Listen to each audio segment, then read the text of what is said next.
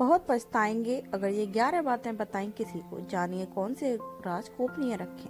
कोई व्यक्ति अगर आपसे हर तरीके से आपके राज जानने का प्रयास कर रहा है तो समझ जाएं कि वह आपका हितैषी तो कतई भी नहीं है। वह तो बस आपकी शक्ति, कमजोरी, योग्यता या बैकग्राउंड को जानना चाहता है। ऐसे लोगों से सावधान हो जाएं जो आपसे खोद खोद कर कुछ पूछ रहे हैं।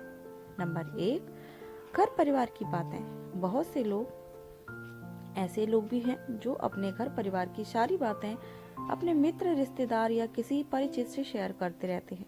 ऐसे लोग बाद में पछताते हैं। इससे घर के सदस्यों में आपसी मनमुटाव और अविश्वास की भावना बढ़ती है।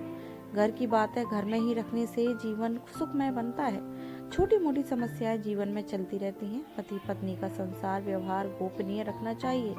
बहुत से मूर्ख लोग अपनी पत्नी के साथ उनका व्यवहार कैसा है यह भी दूसरों को बताते रहते हैं। आप अपने परिवार की बातें हमेशा गुप्त रखें, अन्यथा सुनने वाले तो मजे लेकर हट जाएंगे लेकिन आप पछताएंगे।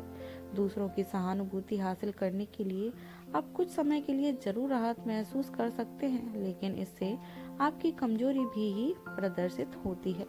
नंबर 2, घर का सदस्य। बहुत से ऐसे लोग हैं जो अपने घर में हर किसी की एंट्री कर देते हैं और घर में के कोने कोने में से सभी को अवगत करा देते हैं। जो लोग आपके विश्वास पात्र हैं उन्हें जरूर इसकी छूट दी जा सकती है, लेकिन हमने देखा है कि बहुत से लोग ऐसे भी आपके घर में घुसकर देखना चाहेंगे जिनसे आपका कोई खास संबंध नहीं है। हालांकि जिस पर आप विश्वास कर रहे हैं वह कितना सही है यह भी देखना जरूरी है। पुराने समय के में लोग संयुक्त परिवार में रहते थे और उनके घर भी बड़े होते थे। ऐसे में यह धारणा प्रचलित हुई थी कि किसी को अपने घर का रहस्य नहीं बताना चाहिए। सभी के कमरे अलग अलग होते हैं और सभी का अपना व्यक्तित्व जीवन होता है।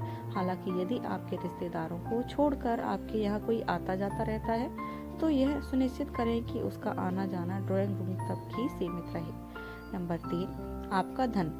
लोग जानना चाहते हैं कि आप कितना कमाते हैं। यदि आप सीधे सीधे नहीं बताएंगे तो ये लोग दूसरे तरीके से पूछताछ करके अनुमान लगा लेंगे। हालांकि आप अपने धन को जितना हो सके गोपनीय रखेंगे तो आपके लिए ही अच्छा होगा।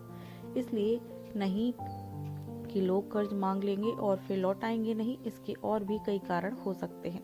धन को अपने परिचित या रिश्तेदारों से गोपनीय ही रखने की सलाह दी जा रही है, लेकिन ध्यान रखें अपनी पत्नी से गोपनीय रखेंगे तो आपके लिए वह धन दुखदायक साबित होगा। इसलिए आप इस बारे में अच्छे से सोच विचार जरूर कर लें। नंबर 4, अपना अपमान। यदि सार्वजनिक रूप से आपका अपमान किया जा रहा है तो उसका जमकर प्रतिकार करें। फिर भी व्यक्ति को बहुत से मामलों में कभी कभी मजबूरीवश अपमान झेलना पड़ता है। अपमान को दिमाग में ज़्यादा दिन तक नहीं पालें, बल्कि इस पर विचार करें कि दोबारा कोई आपके साथ ऐसा नहीं कर पाए। यह भी याद रखें कि यदि आप अपने अपमान को प्रचारित करेंगे तो फिर कई लोग आपका अपमान करने लगेंगे, क्योंकि लोगों को आपके साथ कभी सहानुभूति नहीं रहती है। जो लोग किसी की सहानुभूति अर्जित करना चाहते हैं वह अपने अपमान के बारे में किसी से चर्चा करते हैं। नंबर 5, अपनी योग्यता या कमजोरी। हालांकि बहुत सी जगह या मामले में इसे गोपनीय रखना घातक भी सिद्ध हो सकता है, लेकिन बहुत से मामलों में इसे उजागर करने से आपको लोग कमजोर समझकर आपके साथ गलत व्यवहार करने लगेंगे या आपको मानसिक रूप से दबाव लगेंगे। इसलिए इस बारे में आप अच्छे से विचार करें कि कब कहाँ कौन सी कमजोरी गोपनीय रखना है। कमजोरी और योग्यता में फ़र्क करना भी सीखें। नंबर 6, मन की बात। घर में मन में बहुत सी ऐसी बातें हैं जिनको जग जाहिर करने से आप अपने आसपास संकट खड़े कर सकते हैं।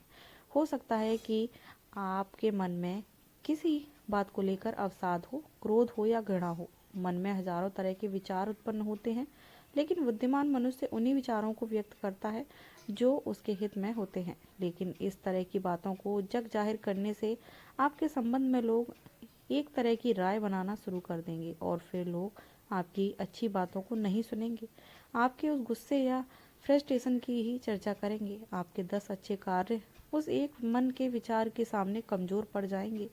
नंबर 7, गुरु मंत्र, साधना और तप। यदि आपने किसी योग्य गुरु से दीक्षा ली है तो उसके द्वारा दिया गया गुरु मंत्र गोपनीय रखें। हालांकि गुरु मंत्र कई प्रकार के होते हैं जैसे किसी को आपको कुछ ज्ञान दिया है या कुछ हुनर सिखाया है, वह भी गुरु मंत्र है। इसके अलावा यदि आप किसी भी प्रकार की साधना, तप या ध्यान कर रहे हैं तो उसे भी गोपनीय रखें, अन्यथा वह निष्फल हो जाएगी। इस संबंध में गोपनीयता से ही लाभ मिलता है। नंबर 8, दवा। आप यदि किसी भी प्रकार की दवाई खाते हैं तो उसे गोपनीय रखें।